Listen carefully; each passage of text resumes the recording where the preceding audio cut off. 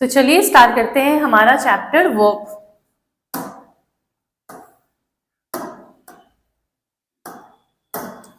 So first of all हमें पता होना चाहिए कि वर्ब होता क्या है। What are verbs? वर्ब्स बोलते किसे हैं?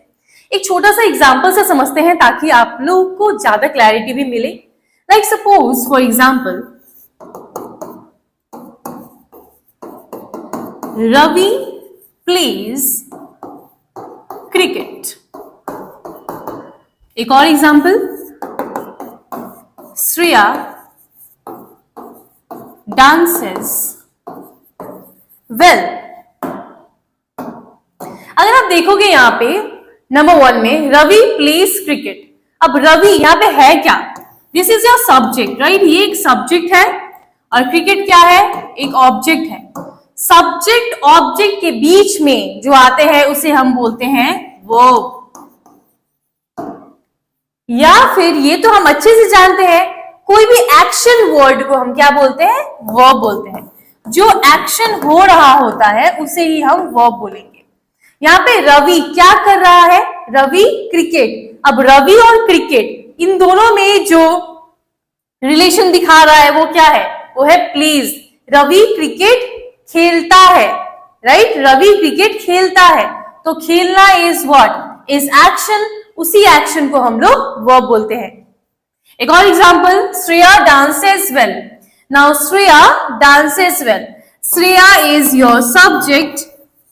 वेल क्या है? वेल एक ऑब्जेक्ट नहीं है। वेल क्या होता है? वेल एक एडवर्ब होता है। तो ये भी चीज आपको ध्यान देना है कि जो एडवर्ब एक ऐसी चीज होती है जो सिर्फ वर्ब को मॉडिफाई करता है। तो एडवर्ब से पहले यहाँ पे क्या आ जाएगा? एडवर्ब से पहले यहाँ पे वर्ब आ जाएगा। ठीक है, तो श्रेया डांसेस वेल। श्रेया कैसे डांस करती है? Shreya dances well. Fine. As you can see, a verb is an action word or group of words. It is used to indicate the action done by the subject or doer or actor mentioned within a sentence. जो मैंने बोला उसका proper definition यहाँ पे लिखा हुआ है, right? कोई भी सब्जेक्ट, अगर कोई एक्शन करता है तो उसी एक्शन को हम लोग वर्ब बोलते हैं। अब बेसिकली वर्ब 5 फॉर्म्स के होते हैं, 5 प्रकार के देखने को मिलता है। दैट इज योर वर्ब का first form, second form, third form, fourth form and fifth form. आपने सुना होगा ये V1, V2, V3, V4 और V5, राइट? सो ये सब है क्या? सबसे इंपॉर्टेंट चीज होता है वर्ब का ये पार्ट, जिसके वजह से आप सेंटेंस बनाते हो। तो वर्ब का फर्स्ट पार्ट क्या बोलता है? ये एक बेस फॉर्म होता है। बेस फॉर्म यानी सिंपल सा बेस फॉर्म है, बेस है ये। और सिमिलरली वर्ब का फर्स्ट फॉर्म और वर्ब का फिफ्थ फॉर्म दोनों ही क्या होते हैं? दोनों ही बेस फॉर्म होते हैं। ठीक है, ये दोनों ही क्या है? बेस फॉर्म है। आप देख सकते हो दोनों में बेस फॉर्म लिखा है, बट एक छोटा सा डिफरेंस है। डिफरेंस क्या होगा? यहाँ पे सिंगुलर और प्लूरल का डिफरेंस है। जो वर्ब का फर्स्ट फॉर्म होता है ये होता है आपका प्लूरल, एंड जो वर्ब का फिफ्थ फॉर्म है वो होता है आपका सिंगुलर। क्लियर? वर्ब का फर्स्ट फॉर्म प्लूरल है और वर्ब का फिफ्थ फॉर्म है आपका सिंगुलर। लाइक फॉर एग्जाम्पल, अगर मैंने बोला वॉक, तो वर्ब किस में आएगा? वर्ब का फर्स्ट फॉर्म या फिर वर्ब का फिफ्थ फॉर्म में? तो एकदम क्लियर होना चाहिए वर्ब का क्या होना चाहिए? ये फर्स्ट फॉर्म में आएगा, क्योंकि वर्क एक क्या होता है? प्लूरल है, राइट? प्लूरल में आपका वर्क आ जाएगा। अगर मैं इसमें एस लगा दूंगी तो वर्क्स बन जाएगा, राइट? तो ये वर्क्स क्या हो जाएगा? सिंगुलर हो जाएगा। सिंगुलर यानी कहां पे आना चाहिए? वर्ब का फिफ्थ फॉर्म में आना चाहिए। ये आपका क्लियर होना चाहिए। फिर नेक्स्ट है हमारा V2। V2 मतलब होता है पास्ट फॉर्म, पास्ट टेंस होता है। V1 में अगर लिखा हुआ है वर्क, तो यहां पे क्या हो जाएगा? इसका past form worked, past form हो जाएगा।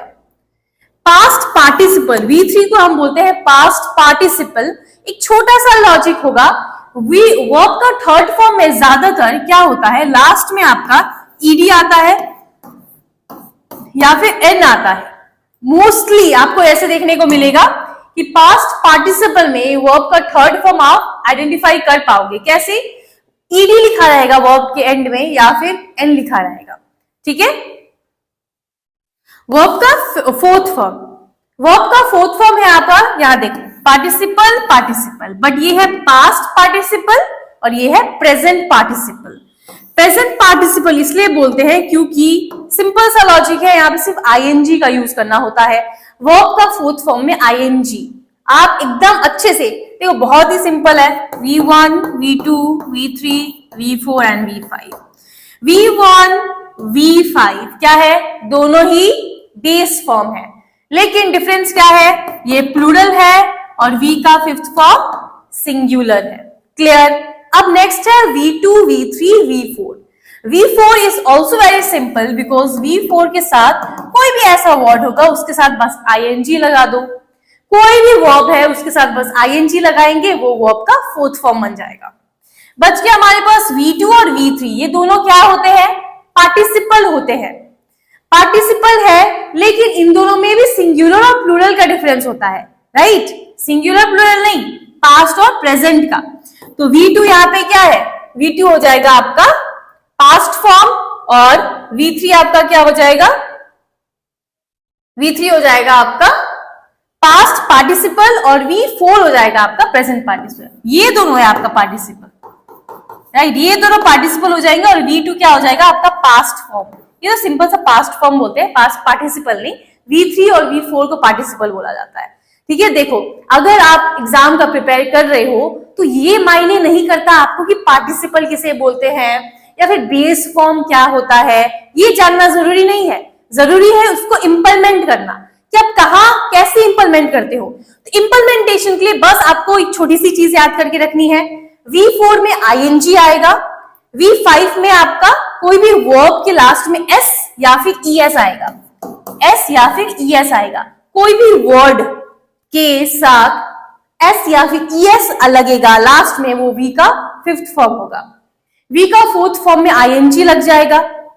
वर्ब का थर्ड फॉर्म में लास्ट मैंने क्या बोला? ED लगता है या फिर एन लगता है। और वर्ब का सेकेंड फॉर्म तो इजी है, past tense of V1, right? ये प्लूरल फॉर्म है और ये इसका पास्ट फॉर्म है। ठीक है। आपको ये याद करके रखना है। नेम आप नहीं भी याद करोगे कोई फर्क नहीं पड़ेगा। आप अगर पीएचडी कर रहे हो उस चीज में इंग्लिश पे, तब जाके ये सब बनना पड़ता है, पार्टिसिपल एंड ऑल। लेकिन बस आपको नेम से कोई मतलब नहीं है, आपको पता होना चाहिए इसकी इंप्लीमेंटेशन कब होना चाहिए और क्या बोलते हैं। आपको अब एक दिमाग में रखना है कि V4 अगर मैं बोलूंगी तो दिमाग में क्या क्लिक करना चाहिए? ING, right? V5 अगर बोलूंगी तो फिर आपको यह याद होना चाहिए, कोई भी वर्ब के लास्ट में S या फिर ES, राइट? सिंगुलर होता है इसीलिए। V1 आपका प्लूरल होता है, V2 आपका पास्ट टेंस होता है। क्लियर हो गया? चलिए अब आगे बढ़ते हैं। आगे बात करते हैं हम लोग टाइप्स के बारे में। तो अगर टाइप्स के बारे में बात करें तो ये बहुत ज्यादा इंपॉर्टेंट हो जाता है, क्योंकि यहाँ पे एक छोटा सा हम चार्ट के बारे में डिस्कस करेंगे। टाइप्स कितने होते हैं? जो वर्ब के टाइप्स है वो होते हैं दो प्रकार के होते हैं। एक होता है हेल्पिंग वर्ब एंड दूसरा होता है आपका मेन वर्ब। ठीक है, हेल्पिंग वर्ब और मेन वर्ब। अब हेल्पिंग वर्ब भी टू फॉर्म्स में क्लासिफाइड होते हैं। एक होता है आपका primary and another one is your model. इसको मॉडल वर्ब बोलते हैं, इसको प्राइमरी वर्ब बोलते हैं। मेन वर्ब में भी दो क्लासिफिकेशन है, एक है finite and another one is non finite. Simple. Primary में आपके तीन वर्ड्स आएंगे, that will be your be. Be का वेरियस फॉर्म्स होता है, हमने पढ़ा भी हुआ है बी के वेरियस फॉर्म्स के बारे में। क्या होते हैं? Is, am, are, was, were, be, been और बीन। ये सब क्या है? ये बी के फॉर्म्स है। फिर उसके बाद आता है आपका डू। डू के कितने फॉर्म्स होते हैं? डज, डिड और डू इटसेल्फ। फिर third is your have. Have के कितने फॉर्म्स होते हैं? हैव क्योंकि प्लूरल में माना जाता है, प्लूरल वर्ब होता है। इसका सिंगुलर वर्ब क्या होता है? हैज और इसका पास्ट फॉर्म क्या होता है, हैड। क्लियर, ये हो जाएगा आपका प्राइमरी वर्ब। अब आते हैं मॉडल वर्ब की तरफ। मॉडल वर्ब क्या होता है? मॉडल वर्ब में टोटल 13 मॉडल वर्ब्स होते हैं। वो क्या क्या है देखो, सबसे पहली बात मैं बता दूं, मॉडल वर्ब जब भी देखने को मिलेगा तो मॉडल वर्ब के साथ हमेशा वर्ब का फर्स्ट फॉर्म आपको ऐड करना होता है। मॉडल वर्ब के साथ हमेशा वर्ब का फर्स्ट फॉर्म ही लगेगा, कोई अदर फॉर्म्स नहीं लगता, वर्ब का फर्स्ट फॉर्म लगेगा। जैसे कैन, तो कैन के साथ वर्ब का फर्स्ट फॉर्म। जैसे could, can could. Shall, should. May, might. Will, would. Ought to, need to, must, dare. कितने हो गए? 1 2 3 4 5 6 7 8 9 10 11 12, टोटल हो गए हमारे 12। एक और कौन सा होगा बताओ? Need, dare, must, ought to. बाकी सारे प्रेजेंट टेंस के पास्ट टेंस में हो गए, can could shall should may might will would. कौन सा होना चाहिए? तो यहां पे देखिए नीड टू के साथ ही आप एक और वर्ड याद कर लेना जो कि आपका यूज टू। ठीक है, आप याद करके रखना है यूज टू। तो टोटल आपके पास 13 मॉडल वर्ब्स होते हैं। आते हैं हमारे फाइनाइट और नॉन फाइनाइट वर्ब की तरफ।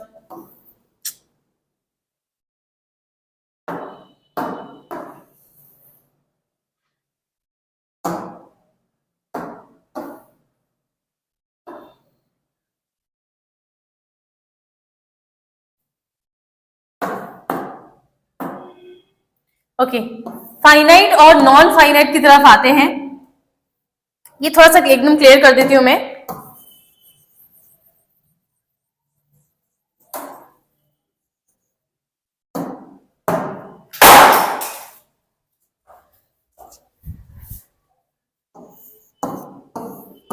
तो बात कर रहे हैं हम लोग किसके? मेन वर्ब के बारे में। तो वो मेन वर्ब में भी दो क्लासिफिकेशन है। पहला है आपका फाइनाइट, फिर दूसरा है आपका नॉन फाइनाइट। राइट, फाइनाइट और नॉन फाइनाइट है। फाइनाइट में क्या आता है आपका? दो वर्ब, ट्रांजिटिव वर्ब और इनट्रांजिटिव वर्ब। इसके बारे में हम लोग डिटेल में जानेंगे आगे चल के। फाइनाइट, नॉन फाइनाइट में क्या होता है? तो इन्फिनिटिव,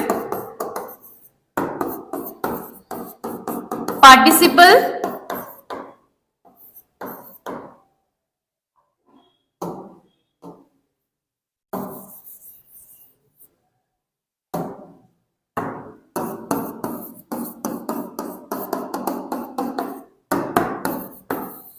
और जेरेंड। ठीक है, इन्फिनिटिव, पार्टिसिपल और क्या हो जाते हैं यहाँ पे? जेरेंड हो जाता है। तो ये चार्ट आपको होना चाहिए अच्छे से पता हुआ। चलो आगे बढ़ते हैं। एक चीज ध्यान में देना है आपको, not even a single sentence can be made without a main verb. एक कोई भी एक ऐसा सेंटेंस नहीं होता है जिसमें मेन वर्ब नहीं आया है।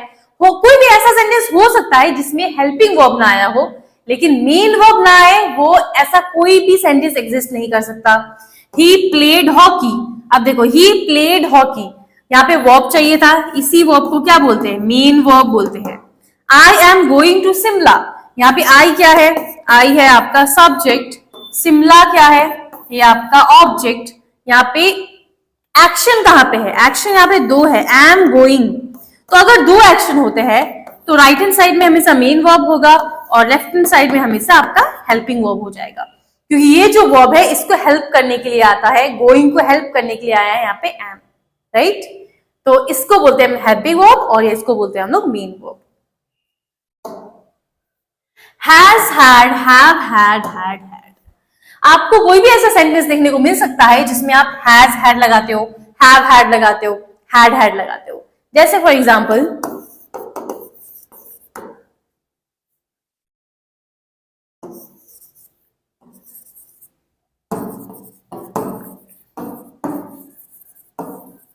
Riya has eaten a lunch.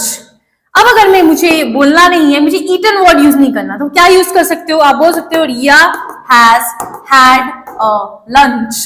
आप ऐसा बोल सकते हो, यहाँ पे आप हैड लगा सकते हो। तो आप ऐसा वर्ड लगा सकते हो जिसमें दो इकट्ठे आ सकते हैं। आपको ये नहीं सोचना है कि हैव हैज नहीं हो सकता, हैज नहीं हो सकता है। Riya has had a lunch, this will be also correct. आप लगा सकते हो, ऐसे सेंटेंसेस भी बनते हैं। लेकिन हाँ, उल्टा नहीं बोलोगे, हैड हैज नहीं बोल सकते, हैड हैव नहीं बोल सकते, या उल्टा नहीं बोल सकते। हमेशा याद रखना, आप यहां पर भी देखो राइट हैंड साइड में हैड का यूज किया गया है, लेफ्ट हैंड साइड में क्या हो रहा है? चेंज हो रहा है। तो लेफ्ट हैंड साइड चेंज कर सकते हैं, राइट हैंड साइड जैसे हैड रहेगा तो हमेशा हैड ही रहेगा। क्लियर? जैसे अब हेल्पिंग वर्ब की तरफ, ही हैज ईटन लंच, देखो he has eaten lunch, instead of has eaten क्या लगा सकते हैं आप? Had lunch, right? लगा सकते हैं। अब हेल्पिंग वर्ब हम कब कब यूज करेंगे? पोजेशन के लिए यूज करते हैं, दे हैव ईटन लंच, यहां पर भी क्या कर सकते हैं? They have had lunch, right? ये कर सकते हैं। मेन वर्ब की तरह कब इस्तेमाल करेंगे? They have had, same thing use कर सकते हो, सेम। रिलेशनशिप के लिए यूज करते हैं, इसको मेन वर्ब की तरह कब इस्तेमाल करते हैं? जब रिलेशनशिप की बात करें, जब हम लोग खाने की बात करें, पीने की बात करें और स्पेंडिंग टाइम स्पेंड करने की बात करें। When the forms of have act as a main verb, they denote, अगर forms of have अगर act करता है main verb की तरह, क्योंकि देखो मैंने जब आपको बताया एक चार्ट के थ्रू, तो हम चार्ट में क्या पढ़ा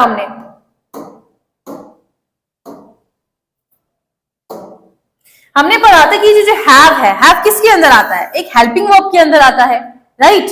लेकिन हैव आपका मेन वर्ब के अंदर भी आ सकता है, ठीक है? हैव क्या है? हेल्पिंग वर्ब के अंदर तो आता ही आता है, लेकिन कभी कभी हैव है मेन वर्ब की तरह भी काम करता है। उसी के बारे में हम बात करने जा रहे हैं। तो जब भी हैव अगर मेन वर्ब की तरह काम करता है, तो आपको कैसे पता चलेगा कि मेन वर्ब कब लगाना है? जब आपका पोजीशन दिखाएगा। तो पोजीशन जब होगा, जैसे आई हैव अ कार, तो यहाँ पे हैव जो है वो हेल्पिंग वर्ब नहीं, वो मेन वर्ब बन के आया है, राइट? पोजीशन दिखाया है। नेक्स्ट देखिए रिलेशनशिप, अगर रिलेशन दिखाना है, she has a great family, she has a great family, यहाँ पे जो हैज है वो क्या है? मेन वर्ब बन के आया है। ईट, जब हम खाने की बात करते हैं, तो यहां पर भी ये क्या है? मेन वर्ब बन के आया है। स्पेंडिंग टाइम जो हमने डिस्कस किया अभी थोड़ी देर पहले, तो यहाँ पे जो हैड है वो क्या है? मेन वर्ब बन के आया है। तो ये 4 पॉइंट्स आपको दिमाग में रखने हैं कि हैव ऐसे तो हेल्पिंग वर्ब होता है, बट हम लोग इसको मेन वर्ब की तरह इस्तेमाल कर सकते हैं। कब कर सकते हैं? पोजीशन दिखाने के लिए, रिलेशन दिखाने के लिए, खाने के लिए और टाइम स्पेंड करने के लिए। तो हमने थोड़ा सा रिकॉल करने के लिए एक और बार रख दिया मैंने V1, V2, V3, V4, V5। तो यहाँ पे एक एग्जाम्पल से चलते हैं। जैसे आप क्या कर सकते हो, यहाँ पे वॉक का ही ले लो, तो वॉक हो जाएगा यहाँ पे, राइट? वॉक हो जाएगा। ये चलो ईट का रखते हैं ना, ईट, वॉक हमने ऑलरेडी कर लिया था। तो V1 में अगर ईट है, तो V2 में क्या होगा? V2 में पास्ट टेंस आना चाहिए। तो पास्ट टेंस के लिए क्या यूज करेंगे हम लोग? पास्ट टेंस के लिए हम लोग यूज करते हैं एट। ईट का पास्ट टेंस होता है एट, और वर्ब का थर्ड फॉर्म में लास्ट मैंने क्या बोला था? एन या फिर ईडी आना चाहिए। तो यहाँ पे हो जाता है आपका ईटन। वर्ब का थर्ड फॉर्म होता है ईटन। वर्ब का फोर्थ फॉर्म में मैंने बोला था आईएनजी आना चाहिए, तो क्या हो जाएगा यहाँ पे? ईटिंग। और वर्ब का फिफ्थ फॉर्म में मैंने बोला था एस या फिर ईएस आना चाहिए, सो यहाँ पे वर्ब का फिफ्थ फॉर्म क्या हो जाएगा? ईट्स। क्लियर हो गया? ऐसे बहुत सारे वर्ब्स होते हैं जो एकदम अलग अलग भी दिखते हैं, तो उसके डिस्कशन भी हम लोग बाद में करेंगे। अब बात करते हैं हम लोग ट्रांजिटिव वर्ब के बारे में। क्या होता है ट्रांजिटिव वर्ब? ट्रांजिटिव वर्ब एक ऐसा वर्ब होता है जिसमें आपका ऑब्जेक्ट आता है, जिसमें आपका ऑब्जेक्ट आता है। ऑलवेज टेक एन ऑब्जेक्ट, जो हमेशा ऑब्जेक्ट लेता है। जब भी आपको रिप्लाई मिलेगा व्हाट, हुम का आफ्टर द वर्ब, उसे ही हम बोलते हैं ऑब्जेक्ट, राइट? ट्रांजिटिव वर्ब में हमेशा ऑब्जेक्ट आएगा। अब क्वेश्चन है ऑब्जेक्ट किसे बोलते हैं? तो जब भी आपको रिप्लाई मिलेगा, रिप्लाई ऑफ व्हाट और whom का, उसे ही हम बोलते हैं ऑब्जेक्ट। यानी ऑब्जेक्ट आपका नाउन होता है या फिर प्रनाउन होता है। क्लियर हो गया? जैसा अगर मैं पूछूंगी व्हाट इज योर नेम, तो my name is this, my name is Riya, तो रिया क्या हो जाएगा यहाँ पे? ऑब्जेक्ट हो जाएगा। समझ में आया? व्हाट मैंने पूछा, क्या सवाल पूछा मैंने, वैसे ही whom का जो सवाल उठेगा उसके लिए आपको ऑब्जेक्ट आएगा। और अगर इन दोनों के अलावा हाउ आ गया, वेयर आ गया, अगर क्वेश्चन ऐसे बनते हैं तो उसके साथ ऑब्जेक्ट नहीं आता। फिर बात करते हैं हम लोग इंट्रांजिटिव वर्ब के बारे में, और यहां हम लोग इंट्रांजिटिव वर्ब तक ही खत्म करेंगे। इंट्रांजिटिव वर्ब क्या होता है? जो एक ऑब्जेक्ट नहीं लेता, जैसे टेक एनी ऑब्जेक्ट, जिसमें कोई भी ऑब्जेक्ट नहीं आता। जैसे फॉर एग्जाम्पल